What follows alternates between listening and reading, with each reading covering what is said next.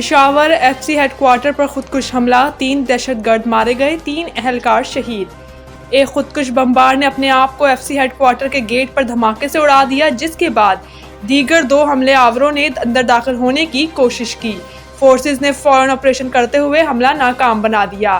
Forces کے operation میں 3 F C اہلکار شہید اور 2 زخمی ہوئے ہیں۔ واقعے کے فوراً بعد ریسکیو اداروں کے اہلکار اور ایمبولینسز جائے وقوع پر پہنچی، جنہوں نے زخمیوں کو ہسپتال منتقل کیا۔ قبل ازیں ایس پی کینٹ نے ابتدائی طور پر بتایا تھا کہ آج صبح ہونے والے دھماکے کے بعد قانون نافذ کرنے والے اداروں نے علاقے کو گھیرے میں لیا، جبکہ پولیس، ایلیٹ فورس اور دیگر اداروں کی نفری کو فوری طور پر طلب کر لیا گیا تھا۔ واقعے کے فوراً بعد کینٹ روڈ سمیت ملحقہ علاقوں کے راستوں کو عوام اور ٹریفک کے لیے مکمل طور پر بند کر دیا گیا تھا۔ سی سی پی او میاں سعید کے مطابق ایف سی ہیڈ کوارٹر صدر میں حملے کے بعد پولیس کی بھاری نفری جائے وقوع پر پہنچی، جہاں آپریشن شروع کر دیا گیا۔ انہوں نے بتایا کہ میں خود آپریشن کو لیڈ کر رہا ہوں۔ دھماکے کے بعد شہر میں بی آر ٹی سروس کو بند کر دیا گیا ہے۔ نون لیگ نے ضمنی انتخابات میں میدان مار لیا، قومی اسمبلی کی تمام 6 اور پنجاب اسمبلی کی 7 میں سے 6 سیٹوں پر کامیاب۔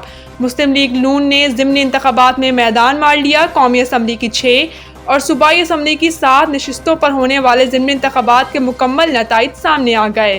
تحریک انصاف کی چھوڑی ہوئی تقریباً تمام نشستوں پر نون لیگ کے امیدوار کامیاب ہو گئے۔ نون لیگ نے قومی اسمبلی کی تمام 6 نشستوں پر کامیابی سمیٹ لی، جبکہ صوبائی اسمبلی کی بھی 7 میں سے 6 نشستیں نون لیگ کے حصے میں آئیں۔ پیپلز پارٹی صوبائی اسمبلی کے صرف ایک نشست پر کامیابی حاصل کر سکی۔ ضمنی انتخابات میں سب سے بڑا اپسٹ ہری پور حلقہ این اے 18 میں ہوا، جہاں پی ٹی آئی کی حمایت یافتہ آزاد امیدوار شہرناز کو 43,776 ووٹوں سے شکست ہوئی۔ غیر حتمی غیر سرکاری نتائج کے مطابق مسلم لیگ نون کے بابر نواز خان حلقہ این اے 18 کے ضمنی انتخابات میں 1,73,996 ووٹ لے کر کامیاب ہوئے، جبکہ شہرناز عمر ایوب 1,20,220 ووٹ حاصل کر سکے۔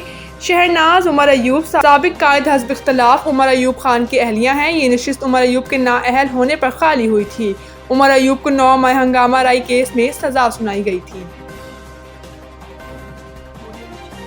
بانی پی ٹی آئی پر 9 مئی کا صرف ایک مقدمہ چلانے کی درخواست سماعت کے لیے مقرر۔ لاہور ہائی کورٹ میں 9 مئی کا صرف ایک مقدمہ چلانے کی متفرق درخواست بحال کرنے سے متعلق سماعت ہوئی۔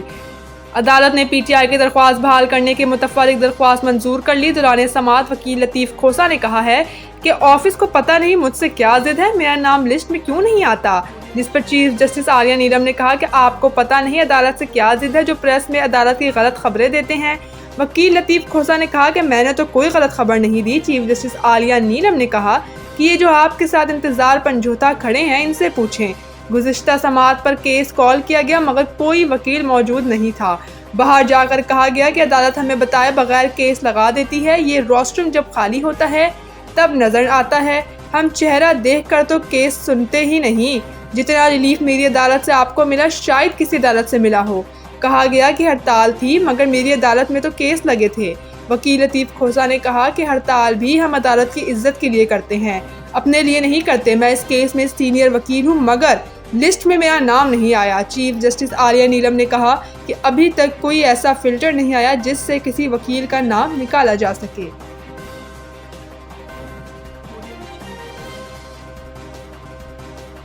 آئی ایم ایف کا کرپشن کے خاتمے کے لیے ایف آئی اے اور صوبائی اداروں میں اصلاحات کا مطالبہ۔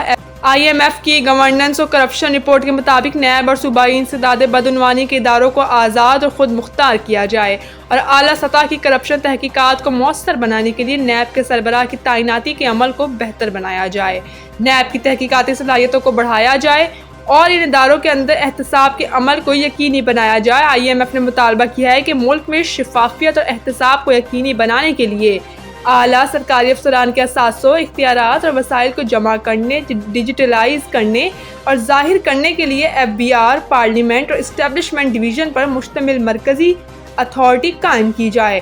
عالمی مالیاتی فنڈ نے کہا ہے کہ پاکستان کی انسداد بدعنوانی کے لیے کام کرنے والے 3 ادارے نیب، ایف آئی اے اور صوبائی اینٹی کرپشن اسٹیبلشمنٹ کے اداروں میں رسک بیسڈ اپروچ اختیار کی جائے۔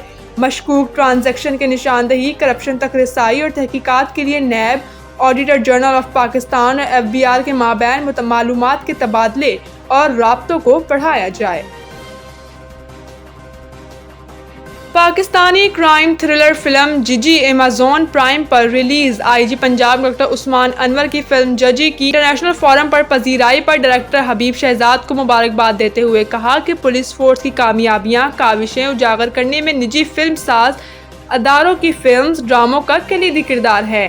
انہوں نے کہا کہ کرائم موضوعات پر معیاری اور سبق آموز فلمیں بنانے کے لیے نجی فلم ساز اداروں کی سرپرستی حوصلہ افزائی جاری رکھیں گے۔ واضح رہے کہ پنجاب پولیس نے گزشتہ سال کرائم تھیم پر فلم فیسٹیول میں نجی اداروں کی بنائی فلموں کا مقابلہ منعقد کیا تھا۔ اس مقابلے میں نجی فلم ساز ادارے BHM فلمز کی تخلیق ججی کی بہترین کہانی اداکاری سمیت تمام شعبوں میں اول قرار دیا گیا تھا۔ پاکستان کے ناموں فنکاروں توقیر ناصر، عثمان پیرزادہ اور سید نور نے پنجاب پولیس فلم فیسٹیول میں ججز کے فرائض سر انجام دیے۔ پاکستان شاہینز نے بنگلہ دیش A کو فائنل میں شکست دے کر ایشیا کپ رائزنگ سٹارز جیت لیا۔ مقررہ 20 اوور میں مقابلہ برابر ہونے کے بعد سپر اوور میں میچ کا فیصلہ ہوا۔ دونوں ٹیموں نے 20-20 اوور میں 125 رنز بنائے تھے، جس کے بعد میچ کا فیصلہ سپر اوور میں ہوا۔ سپر اوور میں بنگلہ دیش کی ٹیمیں 6 رنز بنا کر آؤٹ ہو گئی۔ پاکستان نے سپر اوور میں 7 رنز کا ہدف 4 گیندوں پر حاصل کر لیا۔ اس سے قبل دوحہ میں ہونے والے فائنل میں بنگلہ دیش A نے ٹاس جیت کر پاکستان شاہینز کو بیٹنگ کی دعوت دی۔ بیٹرز کے لیے مشکل وقت پر پاکستان شاہینز 20 اوور میں 125 رن بنا کر آؤٹ ہو گئی۔ سعد مسعود 38 رنز بنا کر ٹاپ اسکورر رہے۔ عرفات منہاس نے 25 اور معاذ صداقت نے 23 رنز بنائے۔ بنگلہ دیش A کے رپول منڈل نے 3 کھلاڑیوں کو آؤٹ کیا۔ جواب میں پاکستان شاہینز کے بالرز نے بنگلہ دیش A کے بیٹرز کو بھی مشکل میں ڈالا۔